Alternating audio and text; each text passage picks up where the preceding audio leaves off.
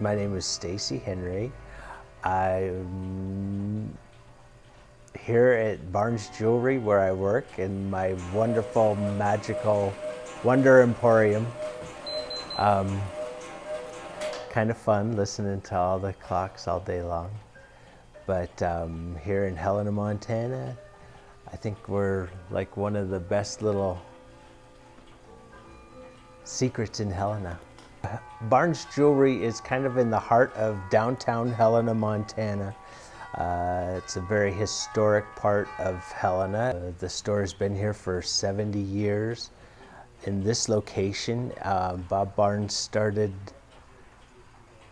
Barnes Jewelry up on 6th Avenue next, I don't know, a block and a half away, and started there in 1947 after he got out of World War II and came back to Helena. Well, I am a jeweler now. I started probably 25 years ago. I came into Barnes Jewelry with an old tired clock and asked Marvin if he would repair it for me. And I kept bugging him, and he said, sit down and take clockmaking 101. So I repaired a few clocks, a few of my own, a few of the store customers, and had a few great wins, and then soon thereafter lost my infatuation with repairing clocks and migrated to the jeweler's bench. So that's where my true heart is. Even though I love all these clocks and I can repair the easy stuff, Marvin is the master horologist. And he's the one that can show anybody how to fix anything, or almost fix anything if people have the patience to let him fix it. Put it that way. Here at Barnes Jewelry, we have all kinds of fun things. The lights went out.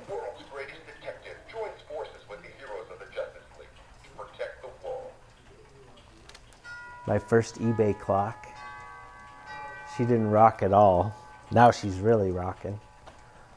Reminds me of my grandmother with her little Boston Terrier. That's an add-on. And a mouse on the mantle. Love that clock. For some reason, I got onto a real bird kick, and we got to have bird cages everywhere. Bird clocks, fun little clocks. There's a clock for every personality. Some other little treasures. We get to repair a ton of these little fun, I don't know, everything. You might find a sprinkler on the counter, you might find a toaster, whatever. But somebody thought we could repair this little music box. And the little light kind of tries to come on. But somebody's little treasure. And all these fancy clocks come from all over the world in hopes that we can revitalize. So this is a magneto. We have these amazing telephones, and there's usually a magneto inside. And if somebody needs a pick-me-up when they walk in the store, if they're depressed or whatever, I tell them to hold on to this end and turn this end as fast as they can and give themselves electric shock therapy. And there's not very many people that are willing to do that, but there's a few. And then we collect all kinds of crazy stuff to share with people. This is called a Phonicone. This was made in the 1940s by Montgomery Ward.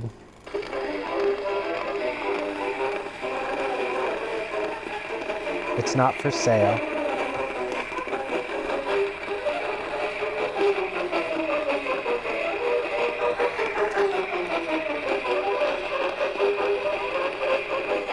But lots of these little treasures, everybody wants to buy them, but if we sold all the cool stuff, we'd be left with, well, just a store. And then other customers bring in amazing clocks like this, swinging arm clock. This one's pretty fun. And the best way to get something repaired is to say, I don't think you can do anything with it, but if you can, I would like it repaired. And then that gives us the challenge. It's always good to have a challenge. This is a fun one that belonged to Larry Anderson. He was the high school librarian at Helena High, and we found this at his estate sale. It's called the Ignatz Flying Ball Pendulum Clock, guaranteed to never keep time. One of those fun little novelty clocks. But there was 3,000 years that went by between the sundial and the pocket watch. And the sundial was highly accurate as far as if you were stationary or on land, where you could keep your sundial stationary. But overseas and whatnot, not very accurate until the balance wheel came along. And this was the floating balance wheel. And this is what led to keeping very accurate times in motion, like on the seas, in a ship, stuff like that. Made time more portable, accurate time more portable. It kind of revolutionized navigation. Some of the other fun clocks. So C.B. Jockeman and Company was one of the first jewelry stores in Helena. And we went to repair a clock up on the Dearborn River in an old farmhouse. And this gentleman pulled this clock in a box out of his closet and said, maybe you should take this back and see what you could do to repair it. It was just in bits and pieces. And about 5 years later, he came back and saw his clock hanging on the wall, and it's got a great history of all the stores and whatnot that it had hung on in over the years since C.B. Jockeman went out of business. And he thought that it would be in a happy spot here in Barnes Jewelry, so that's why we love to keep it front and center, I guess. Add to the history, keep it on the gulch. I think it even might have hung on in a barbershop shop up on Rodney Street at some point. Several cigar stores, whatnot. Kind of some fun history. And then there's got to be a mouse almost for every clock. So I try to put the mice all around the store because I think I've got a thing with mice. We've got some wonderful ladies that love to put fun seasonal scenes together for our front window. So Bobby and Patty have been amazing in the fact that they build these wonderful, whimsical creations. We call these the airships. And but I don't know if most people have been downtown, and a lot of people will just stop by and pop open the door and say, I love your window. And we've given the ladies free rein to do whatever they want with the front window. And most people still know that it's a jewelry store and a clock shop just by peeking in the door. The Watchmaker's bench. This is where Marvin sits and does his timing manipulations. So it's kind of a art piece in itself. People bring in old clocks and watches for us to repair or sell us or whatever. They don't want them anymore. Nobody to pass them on to, so they'll leave them for our collection. Yeah, well, so these are like dust covers, basically. So you'd take a movement or a mechanism, and if you had just cleaned it, you would cover it with this until you got it ready to go back in the movement or the case. Dust covers. So Marvin Hunt is the owner of Barnes Jewelry. He bought the store from Bob Barnes in 1991 and has pretty much carried on the tradition of jewelry store, clock repair, clock sales, stuff like that. And he's amazing at his customer service. He's been doing, well, he went to Gem City College in Quincy, Illinois in 1975 after he graduated high school in Butte. He's originally from Dillon and moved to Butte, graduated high school, Gem City College, and then worked for Bob Ward and Sons in Missoula for 10 plus years. And then he got the job working here as Bob Barnes Watchmaker for a couple years, and then Bob Barnes decided he was ready to move on and sold the business to Marvin.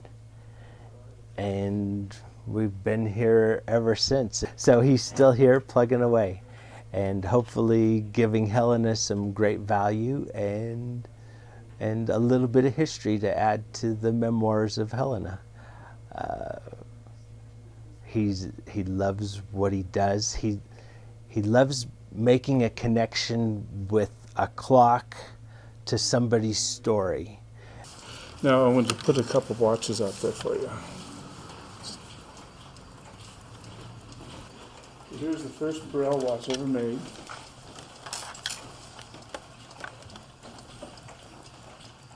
The watchmaker knocked out the crystal and put little bumps in there so you can feel what time it is.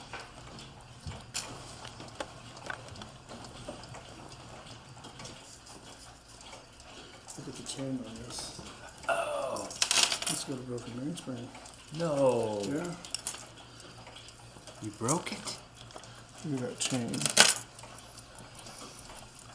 So this other gentleman inherited a bunch of his great aunt's stuff, and this was a piece that was in this collection from his great aunt. And I think this is a 14 karat gold 14. case. Beautiful watch, beautiful chain. The workmanship in that is amazing. You don't find stuff like that. There is a gold today. toothpick. Marvin's grandpa's gold toothpick from Highland City Gold. Highland City out of Butte.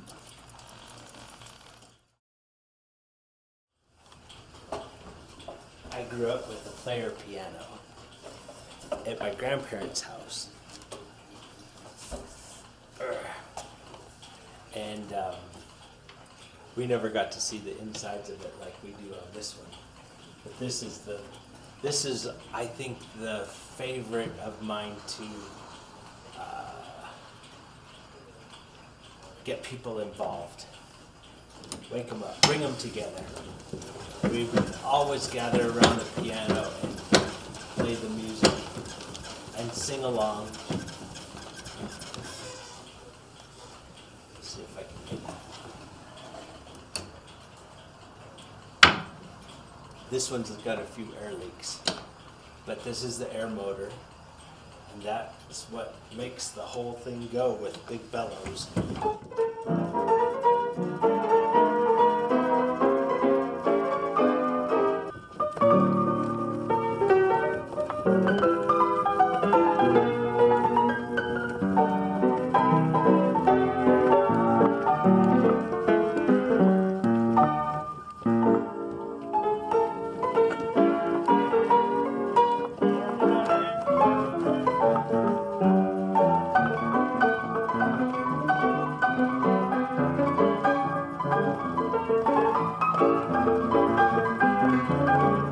We all have a certain amount of time, and it's what we do with it that makes it special.